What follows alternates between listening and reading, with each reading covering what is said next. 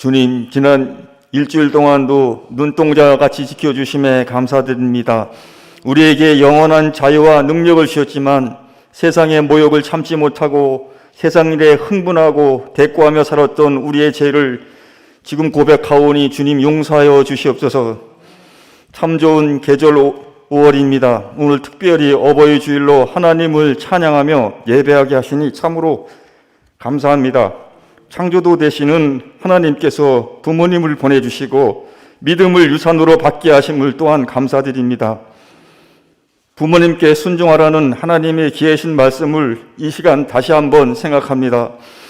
부모님의 은혜에 늘 감사하며 부모님의 은혜를 잊지 않고 보답할 수 있는 자녀들이 되도록 주님 우리에게 은혜를 베풀어 주옵소서.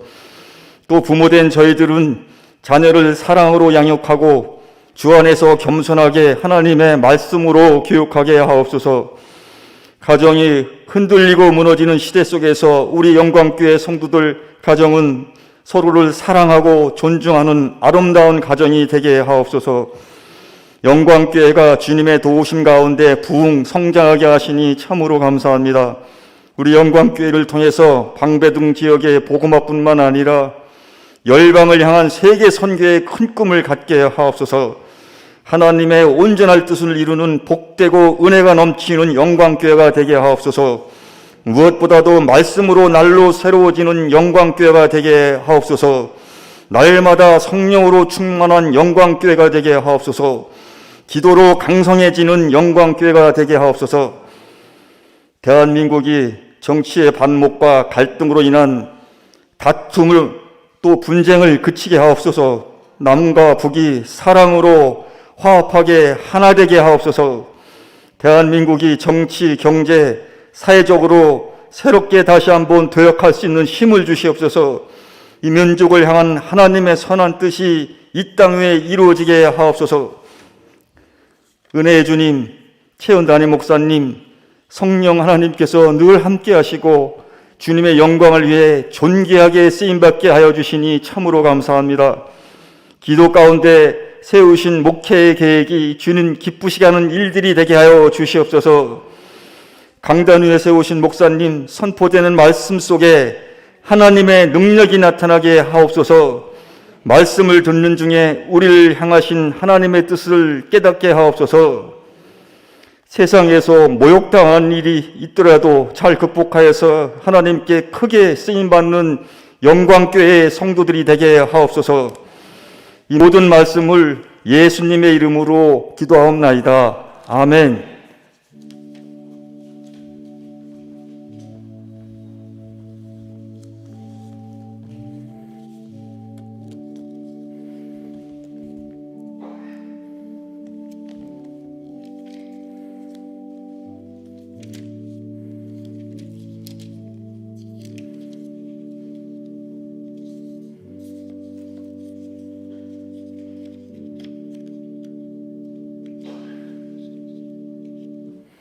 함께 은혜 받으실 하나님의 말씀은 누가복음 6장 28절입니다. 누가복음 6장 신약성경 누가복음 6장 28절 누가복음 6장 28절 하나님의 말씀 읽어드립니다. 너희를 저주하는 자를 위하여 축복하며 너희를 모욕하는 자를 위하여 기도하라. 아멘. 모욕당하는 것을 극복해야 하나님께 쓰임받는다라는 제목으로 하나님의 말씀 증거하겠습니다. 어버이 주일인데 어버이 주일 주제 설교가 아닌 다른 주제로 말씀을 전하고자 합니다. 몇 주 전에 구청으로부터 설교자가 마스크를 쓰지 않고 설교하는 것은 방역 지침 위반이다라는 경고를 받게 되었습니다. 저는 경고를 받자마자 거기에 맞설 필요 없이 경고를 받자마자 그날부터 마스크를 쓰고 설교를 하고 있습니다. 그런데 서초구에 있는 다른 교회들의 예배 영상을 이렇게 살펴보면은 마스크를 다 벗고 설교를 하고 있습니다. 10곳도 훨씬 넘는 교회를 찾아보았는데 모두가 다 마스크를 쓰지 않고 설교를 합니다. 심지어 어떤 교회는 사회자도 마스크를 쓰지 않고 또 간증 집회 같은 것도 하는데 간증하는 사람도 마스크를 쓰지 않습니다. 그래서 어떻게 해야 마스크를 쓰지 않고 설교할 수 있는 것인지 이제 알아보기 위해 궁금하지 않습니까? 나는 걸렸는데 안 걸리는 것은 뭐 다른 방법이 있나 해서 서울시에 전화를 해 보았더니 담당자가 저에게 하는 말이 지금 교회로 인해 얼마나 큰 피해가 일어나고 있는데 다른 교회와 본인 교회를 비교해서 물어보는 것이 과연 옳은 일이냐라고 저에게 반문을 하는 겁니다. 그래서 제가 그 서울시 담당자에게 담당자님, 저는 지금 전화한 게 왜 나만 마스크를 써야 하냐고 그거 따지기 위해서 전화를 한 것이 아닙니다. 많은 교회들이 마스크를 쓰지 않고 설교를 하고 있는데 우리 교회도 어떻게 하면 마스크를 쓰지 않고 설교할 수 있는지 그런 방법이 있는 것인지 한번 알아보기 위해 문의하기 위해 전화를 한 겁니다 라고 말해 주었습니다. 그러나 그 담당자는 교회에서 일어나고 있는 집단 감염 사례를 이야기하면서 저를 훈계하는 것이었습니다. 그래서 저는 그 담당자에게 교회에서 집단 감염 일어난 거 정말 안타깝게 생각하고 나도 매주일마다 예배 드리면서도 혹시 우리 교회에도 확진자가 올 수도 있는데 그런 걱정을 하고 있다. 방역당국에서 우려하는 거 나도 안다. 그런데 내가 지금 궁금한 거는 서초구에 있는 그 수많은 교회들이 마스크를 쓰지 않고 설교하면서도 방역 지침 위반에 걸리지 않고 있는데 어떻게 하면 나도 그 교회들처럼 마스크를 쓰지 않고 설교할 수 있는지 그 방법이 있는지를 한번 알아보기 위해 전화를 드린 거다라고 다시 설명했습니다. 그러나 그 담당자는 또다시 교회에서 일어나고 있는 집단 감염 사례를 이야기하는 겁니다.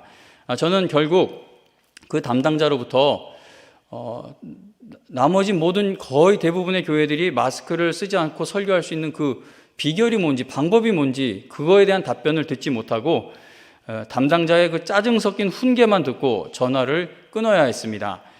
대화를 더 나누었다가는 저도 크게 화를 내게 될 것 같아 담당자에게 알겠다고 앞으로 뭐 다른 교회 생각 안 하고 나는 마스크 잘 쓰고 설교하겠다라고 말하면서 전화를 끊었습니다.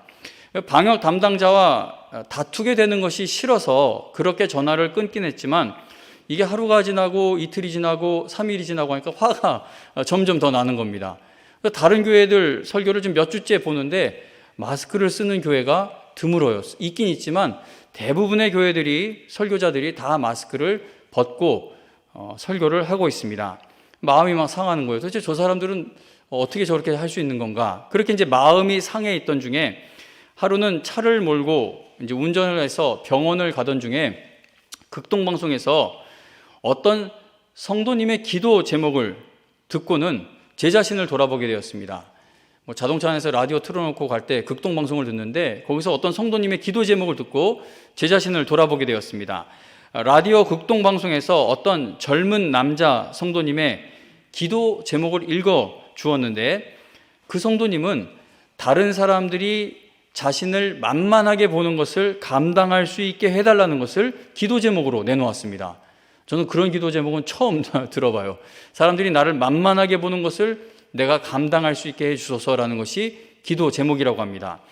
그 성도님은 자신이 회사에서 이렇게 저렇게 무시당했는데 그 일 가운데에서도 만만하게 여겨지는 것을 감당하게 해달라고 기도를 하고 있고 그리고 또 가정에서 이런저런 무시를 당했는데 그 일 가운데에서도 만만하게 여겨지는 것을 감당할 수 있게 해달라고 기도한다는 겁니다. 그 젊은 남자 성도님의 만만하게 여겨지는 것을 감당하게 하옵소서라는 그 기도의 제목을 들으면서 저의 마음이 크게 찔렸습니다. 제가 지난 1년 동안 서초구와 서울시와 중대본의 종교시설 방역 담당자들과 대화를 나누며 어쩌면 제가 무덤을 스스로 판 것 같아요. 영광교회 블랙리스트에 올라가 있을지도 모릅니다. 수십 번 넘게 이 방역 담당자들에게 전화를 하고 그들과 대화를 나누며 감정의 대립이 점점 더 심해지고 있는 이유를 가만히 생각해 보니까 정부가 교회를 너무 만만하게 보는 것에 대해 화가 나 있기 때문이 아닌가 생각되었습니다. 방역 당국의 교회를 대하는 모습에는 분명히 문제가 있고 공정하지도 못하다고 저는 생각을 합니다. 그러나 그들이 교회를 만만하게 보는 것을 이유로 저의 마음과 감정이 이 화가 나는 것이 절제되지 않는 것이 과연 하나님이 보시기에 옳은 일인지를 심각히 고민해 보게 되었습니다. 극동방송에서 듣게 된 어느 성도님의 다른 사람이 나를 만만하게 보는 것을 감당할 수 있는 지혜와 능력을 달라는 그 기도의 제목이 이제 저의 기도의 제목이 되었습니다. 저는 목회를 하면서 하나님께 간절하게 구하고 있는 것 중에 하나가, 그리고 여러분들의 삶에서 나타나게 되기를 간절하게 바라고 있는 것 중에 하나가, 저와 모든 성도가 모든 일을 원망과 시비가 없이 하라는 하나님의 말씀에 순종하여서 하나님의 거룩하신 뜻이 이루어지는 일에 쓰임받게 되는 것입니다. 모든 일을 원망과 시비가 없이 하라는 하나님의 말씀에 순종하기 위해서는 모욕당하는 것을 감당할 수 있는 지혜와 능력이 꼭 필요합니다. 그래서 저는 이 힘들어 보이는 기도 제목을 저의 새로운 기도 제목으로 더하게 되었습니다. 만만하게 여겨지는 것을 이겨내고 감당할 수 있는 지혜와 능력을 하나님 아버지께 구하기 위해서는, 하나님 누가 나를 만만하게 보아도 그거 감당할 수 있는 사람 되게 해주세요라는 이 기도를 드릴 수 있기 위해서는 먼저 성경에서 만만하게 여겨지는 것을 잘 감당하고 이겨냈던 성도들의 모습을 살펴볼 필요가 있습니다. 우리가 만만히 여겨지는 것을 모욕당하는 것으로 바꾸어 말할 수 있을 것입니다. 그러니까 상대방을 만만하게 여기지 않으면 상대방을 쉽게 모욕할 수가 없겠죠. 만만하게 여김 당하는 것과 모욕 당하는 것은 이건 같은 일이라고 말할 수 있을 것입니다. 누군가 나를 만만하게 여기는 일을 당하게 되면 그 모욕감으로 인해 온갖 부정적인 감정들이 내 마음을 점령하기 시작합니다. 이게 얼마나 누가 나를 모욕감 주는 거 얼마나 견디기 힘든 일입니까? 그래서 김정은이 같은 인간들은 그냥 최고 존엄 모욕하는 거 그 자리에서 처단을 시켜버리지 않습니까? 이 모욕당하는 거, 누가 나를 만만히 여기는 거, 이거 정말 견디기 힘듭니다. 그런데 문제는 사람의 마음과 감정을 산산조각 내버리는 이 모욕당하는 일들이 언제 어디서든지 일어날 수 있는 위험이 있다는 겁니다. 가정, 학교, 회사, 또 각자 일하시는 그 생업의 터전, 아니면 심지어 대중교통 이용할 때, 마트에 장 보러 갔을 때, 운전할 때, 주차할 때, 음식점 갔을 때, 그리고 심지어 교회에서도 나를 만만하게 보는 사람들을 만나게 되어 모욕당하는 일들이 충분히 일어날 수 있다는 겁니다. 우리가 이겨내기 가장 힘들어하는 감정 중에 하나가 모욕당하여 상한 마음이 아닐까 저는 생각해 봅니다. 그래서 모욕당하는 것을 이기지 못해 스스로 목숨을 끊는 경우가 빈번히 일어납니다. 모욕감을 이기지 못해 가정이 깨지기도 하고 인간관계가 산산조각 나기도 합니다. 아주 오래전에 모욕당한 것으로 인해 평생을 괴로워하는 사람들도 보았습니다. 교회에서 다른 성도에게 모욕당한 것, 다른 교우가 나를 만만하게 여기며 내뱉은 말들로 인해 크게 상처를 받아서 하나님의 말씀에 은혜 받는 것이 멈추게 되거나 하나님께 쓰임받는 것을 멈추는 성도님들이 많습니다. 만만하게 여겨지는 일, 모욕당하는 것은 우리가 살아가며 참 여러 가지 일들을 통해 일어나게 됩니다. 하나님을 믿지 않는 사람들이나 하나님을 믿는 사람들이나 모욕당해 크게 상처받은 마음과 감정을 어떻게 해서든지 극복하지 않으면 생활이 온전해질 수가 없습니다. 갑질이 요즘에 많이 문제가 되고 있는데 그거 다 모욕당하는 일이지 않습니까? 회사나 이런 데서도 그 모욕당하는 걸 어떻게든 견뎌내고 처리할 수 있는 어떤 그런 방법을 찾아내지 않으면 회사를 계속 다닐 수 없을 것이고, 어떤 인간관계에서도 그거 잘못 참으면 속병 생기고 진짜 건강에 문제가 생기게 되지 않습니까? 그래서 어떻게 해서든 이 마음과 감정을 극복해야 할 필요가 있습니다. 하나님을 믿는 사람들이 모욕당하여 생긴 마음의 상처를 반드시 극복해야만 하는 가장 중요한 이유 중에 하나는 하나님께 쓰임 받아야 하기 때문입니다. 그러니까 세상 사람들은 내가 살아남기 위해 이걸 극복해야 하는 것이 목적이지만 우리는 그들과 다른 목적이 있어요. 우리가 이걸 극복해야 하는 이유는 이 감정, 이 마음, 그 상한 마음을 극복하고 처리하고 회복되어야 하나님께 쓰임 받을 수 있다는 겁니다. 마음의 원망과 시비가 가득하게 되면은 하나님의 말씀이 들리지 않게 되고 하나님께 쓰임 받는 것이 멈추게 됩니다. 모욕당한 것, 무시당한 것, 만만하게 여김당한 것을 극복하지 못하면은 결국은 원망과 시비가 가득한 마음이 되어 버린다는 것이죠. 성경과 또 기독교 역사를 보면은 하나님께 쓰임 받았던 성도들은 모두 원망과 시비를 이겨내었던 사람들입니다. 하나님께 쓰임 받았던 성도들의 삶을 한번 생각해 보시기 바랍니다. 얼마나 사람들에게 무시당하고 만만하게 여겨지고 모욕당했는지 모릅니다. 그래서 교회가 언제 망합니까? 세상에게 모욕당하지 않을 만큼 힘과 돈이 생길 때,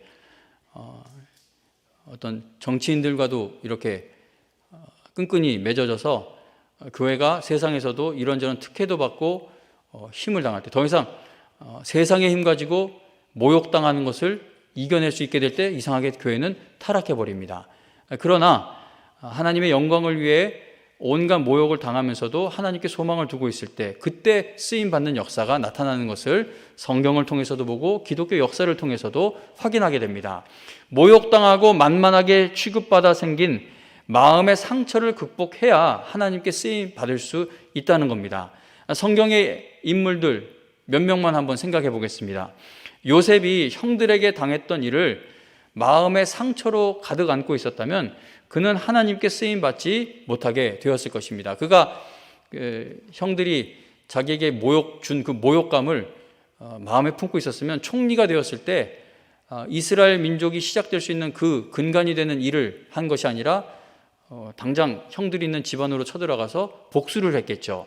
모세가 이스라엘 백성들에게 당한 일들을 마음의 상처로 품고 있었다면 얼마나 모욕감을 주었습니까? 이스라엘 백성들이. 근데 모세가 그 일들을 마음의 상처로 품고 있었다면 그는 하나님께 끝까지 쓰임받지 못했을 것입니다. 다윗이 가족이 자신을 무시하고 자기 막내라고 만만하게 여긴 것을 평생 마음에 품고 있었다면 하나님께 쓰임받기 힘들었겠죠. 야, 선지자가 왔는데 나 막내라고 혼자 양보로 보내놓고 형들만 소개시켜줘? 또 형이 다윗 골리앗과 싸우려고 나갔을 때도 형이 얼마나 야단을 칩니까? 얼마나 무시를 했습니까? 그런 일들을 다 마음에 나 무시했어, 나 만만하게 생각해, 나에게 모욕감을 줬어, 그 품고 있었다면 다윗은 하나님의 마음에 합한 사람으로 쓰임받지를 못했을 것입니다. 사울 왕이 끝까지 자신을 모욕한 그 일들을 마음의 상처로 품고 있었다면 그는 하나님의 뜻대로 쓰임받지 못했을 것입니다. 바울 사도가 자신을 업신여기고 만만하게 여기며 온갖 모욕감을 주었던 사람들과 사건을 마음의 상처로 품고 있었다면 그는 끝까지 복음을 전하는 일에 쓰임받지 못했을 것입니다. 인신공격도 당했잖아요. 생긴 것 같다가도 비웃는 사람도 있었고, 그 얼마나 수치스럽습니까? 바울 사도는 그런 것을 마음에 담아두질 않았습니다. 이건 인간들뿐만 아니라 한번 하나님을 생각해 보시기 바랍니다. 만일 하나님께서 이스라엘 백성들이 하나님을 만만하게 생각하고 하나님을 모욕한 일들을 용서해 주지 않으시고 그들을 품어주지 않으셨다면 그들은 결코 약속의 땅에 들어갈 수가 없었을 것입니다. 만일 예수님께서 예수님을 만만하게 여기며 모욕하는 그들을 위해, 그 죄인들을 위해 십자가에서 죽으시고 부활해 주지 않으셨다면 이 세상 어느 누구도 구원을 얻는 그 길을 찾지 못하게 되었을 것입니다. 하나님의 사람들을 보면은 그들은 모두 만만하게 여겨지고 모욕당하는 일들을 극복하면서 하나님께 쓰임받았다는 것이죠. 우리가 50주년 임직식만 계속 생각을 하는데 은퇴식도 생각을 하고 기도해야 합니다. 얼마나 감사한 일입니까? 5년, 10년, 20년 장로, 권사, 집사로 직분을 감당할 수 있었던 것은 만만하게 여겨지는 거, 모욕당하는 거, 그거 다 교회에서 참고 견뎌서 하나님이 허락하신 은퇴의 시간까지 올 수 있었던 것이죠. 세상 어디에 여러분들이 보냄을 받았든지 하나님께서 여러분들을 어느 가정에서 태어나게 하셨든지 이 땅에서 살아가는 동안 만만하게 여겨지는 것, 즉 모욕당하는 것을 극복하고 마음의 원망과 시비가 쌓이는 것을 다 털어내버려야 하나님께 쓰임받는 길이 열리게 된다는 겁니다. 만일 만만하게 여겨지고 무시당한 것 또는 모욕당한 것을 극복했다면 교회를 떠나지 않고 하나님께 끝까지 쓰임받을 수 있었던 성도들이 얼마나 많습니까? 여러분들은 안타깝지 않습니까? 아이고 그 상처 때문에, 그건 상처가 굉장히 크죠. 그런 이런저런 일들을 당하는 것. 근데 그거 이겨냈으면 하나님께 새롭게 쓰임받는 일들이 계속 열렸을 텐데 라는 그러한 큰 아쉬움과 안타까움이 있습니다. 내가 만만하게 여겨진 것, 내가 무시당한 것, 모욕당한 것을 마음에 쌓아두지 않고 다 극복하게 된다면 여러분들이 일하는 곳에서, 여러분들의 가정에서, 그리고 이 교회에서 얼마나 큰 변화가 일어날 수 있겠습니까? 만일 제가 누군가 저를 만만하게 여기는 것을 극복하는 그 수준의 목사가 된다면, 신앙인이 된다면 저는 운전도 많이 얌전해질 것 같습니다. 제가 운전하면서 또 나름대로 양보를 많이 합니다. 양보를 많이 하는데, 그러나 제가 절대 양보할 수 없는 운전자들이 있어요. 칼치기로 끼어드는 차량, 깜빡이 켜지 않고 끼어드는 차량, 그리고 무리해서 나를 추월하는 차량에게는 절대 양보하지 않습니다. 끝까지 갑니다. 제가 절대 양보하지 않으려는 그 차량들의 공통점이 무엇입니까? 나를 무시하고 나를 만만하게 보는 차량들, 운전자들이라는 공통점이 있습니다. 저 사람이 나를 만만하게 생각하니까 내 앞에 저렇게 끼어드는구나 라고 생각이 되면 제 운전이 막 난폭해지기 시작합니다. 만일 제가 만만하게 여김당하는 것을 극복하는 그러한 믿음의 사람이 된다면 저의 운전도 얌전해질 수 있을 것입니다. 그냥 저의 작은 삶의 한 부분을 말씀을 드렸는데, 성도님 여러분, 내가 무시당했다고 생각하는 거, 우리 가족 관계에서도 그런 일들이 얼마나 많습니까? 부모님은 나만 이렇게 소외시켰어, 이런 감정이 되었던 그런 것들을 이기는, 극복하는 신앙이 된다면 여러분들의 삶의 여러 영역에서 얼마나 크고 아름다운 변화가 일어날 수 있겠느냐라는 것입니다. 저뿐만 아니라 오늘 예배를 드리고 계시는 여러분들 모두 만만하게 여겨지거나 무시당하거나 모욕당한 것으로 인해 생긴 그 마음의 상처를 다 털어내 버리신다면 성경에서 말씀하고 있는, 또 성경에서 약속하고 있는 평안과 기쁨과 관계 회복의 은혜를 누리면서 하나님께 새롭게 쓰임받는 그 길이 열리게 될 것입니다. 우리가 만만하게 여겨지는 것, 모욕당하는 것을 감당하자, 우리 모욕당해도 그거 극복하자라고 이렇게 말씀을 드리면 그냥 힘없이 살자, 그냥 당하고 살자, 웬만큼 당해도 그냥 덮어두자, 그렇게 생각하는 경우가 많은데 그렇지 않습니다. 예를 들어 시편에 보면은 막 원수를 갚아달라고 기도하는 성도들의 시편이 기록이 되어 있죠. 하나님, 저 사람들 저것 좀 갚아달라. 저들이 나를 너무 정말 죽을 지경까지 몰아넣는데 하나님이 원수를 갚아달라고 기도를 합니다. 다윗이 사울 왕에게 절대 칼을 들지 않았습니다. 하나님이 기름 부은 자라고 끝까지 존중했죠. 그러나 다윗은 하나님께서 사울 왕의 그 악한 행동을 반드시 철저하게 심판해 주실 것을 분명히 믿고 기다렸습니다. 그래서 이 원망과 시비가 없이 살자, 이 모욕당하는 것을 극복하자, 이 말은 그냥 무조건 당하면서 살자는 것이 아닙니다. 모욕당하는 것을 극복하고 이겨내자라는 것은 나에게 큰 상처를 주는 사람들이 있어도 그냥 무조건 덮고 넘어가자라는 것을 의미하지 않는다는 것이죠.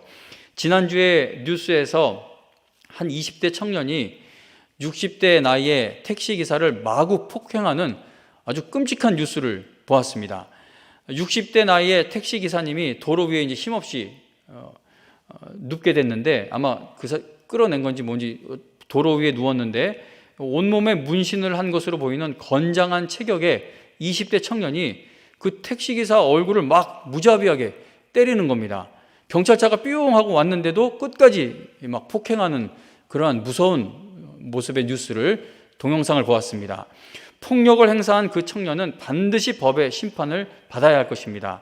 만일 제가 그런 일을 당했다면 저는 어떻게 해서든 폭력을 행사한 그 사람을 법의 심판을 받게 만들 것입니다. 왜냐하면 그렇게 난폭한 사람을 그냥 용서한다고 그냥 놓아두면은 또 다른 피해자가 계속해서 생기게 되기 때문입니다.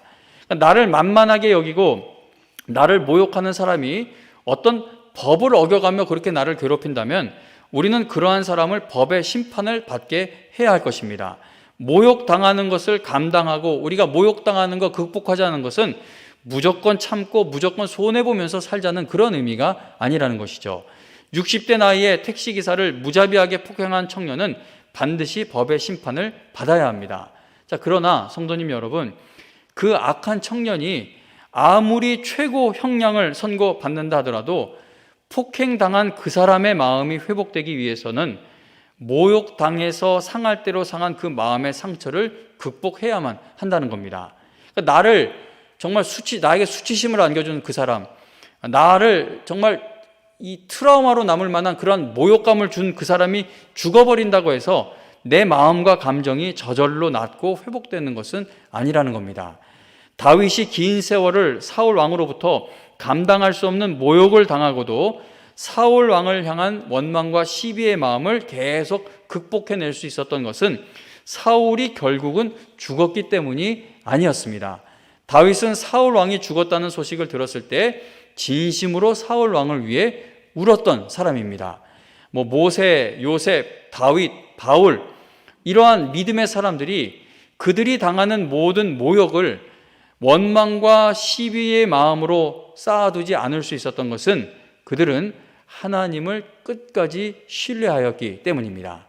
그러니까 그들에게 못되게 구는 사람이 어떻게 나쁘게 되는 걸 보았기 때문에 그들의 마음이 지켜졌던 것이 아니라 나를 괴롭히는 자들이 잘 되던 못 되던 하나님께만 소망을 두고 있었기 때문에 어떤 일을 당해도 그들의 마음과 믿음을 잃지 않을 수 있었다는 겁니다.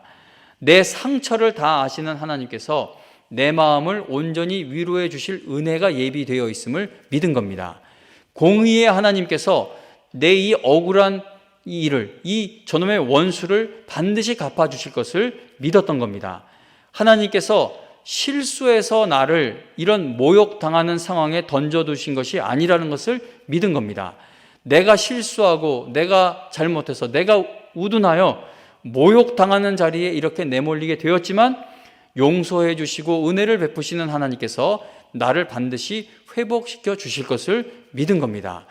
우리도 하나님을 온전히 신뢰하는 사람들이 될 때에 우리를 저주하는 자를 위하여 축복하며 우리를 모욕하는 자를 위하여 기도하는 성도가 될 수 있을 것입니다.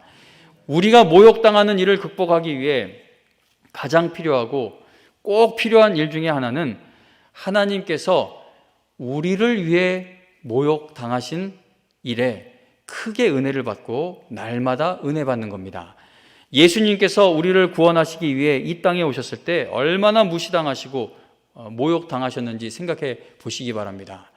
마리아가 성령의 역사로 예수님을 갖게 되었지만 사람들은 사생아 가졌다고 아마 비난했을 겁니다. 그리고 태어나실 때에도 얼마나 무시를 당했습니까? 아기 예수님이 누울 자리가 없어서 마구간에서 구유에 누이는 그 일을 우리가 기억합니다. 당시 예수님의 고향 사람들은 예수님을 마리아의 아들이라고 불렀습니다. 그런데 당시 문화로 볼 때 아버지 요셉이 아무리 일찍 죽었다 하더라도 예수님을 부를 때 요셉의 아들로 불러야 합니다. 그러니까 아버지의 아들로 불러야 했는데 예수님의 고향 사람들이 예수님을 엄마의 아들, 마리아의 아들로 부른 것은 저거는 아버지가 누군지도 모르는 사람이다라는 그러한 비하하는 의미가 담겨 있었던 겁니다. 아주 모욕적인 표현이었던 것이죠. 예수님께서 십자가에 달리셨을 때 지나가는 자들이 자기 머리를 흔들며 예수님을 모욕했다고 성경은 말씀합니다. 대제사장들과 서기관들과 장로들과 십자가에 달리신 예수님을 희롱하였고 그리고 함께 십자가에 못 박힌 강도도 예수님을 욕했다고 성경은 말씀합니다.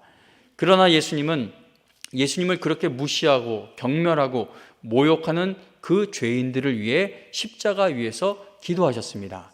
그리고 그 은혜로 우리가 구원을 받은 것이죠.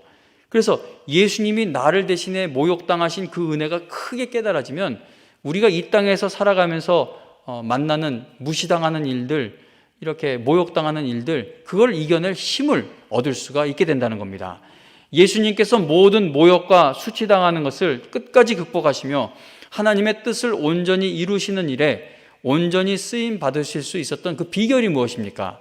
히브리서 12장 2절에 보면은 예수님은 그 앞에 있는 기쁨을 위하여 십자가를 참으사 부끄러움을 개의치 아니하시더니 하나님 보좌 우편에 앉으셨느니라 라고 말씀합니다.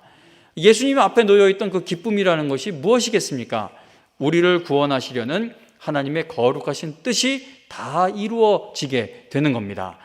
예수님께서는 하나님을 모욕하는 죄인들을 구원하시기 위해 하나님께서 예비해 두신 부활의 영광을 바라보시며 모든 고난을 다 참으시고 모욕당하는 것을 개의치 않으셨다는 것이죠. 예수님이 자신을 저주하는 자들을 위하여 축복하시며 자신을 모욕하는 자들을 위하여 끝까지 기도하실 수 있었던 것은 하나님의 뜻이 온전하게 이루어지는 그 날에 모든 소망을 두셨기 때문입니다. 하나님의 거룩하시고 기쁘신 뜻은 우리를 죄에서 구원하시는 것입니다.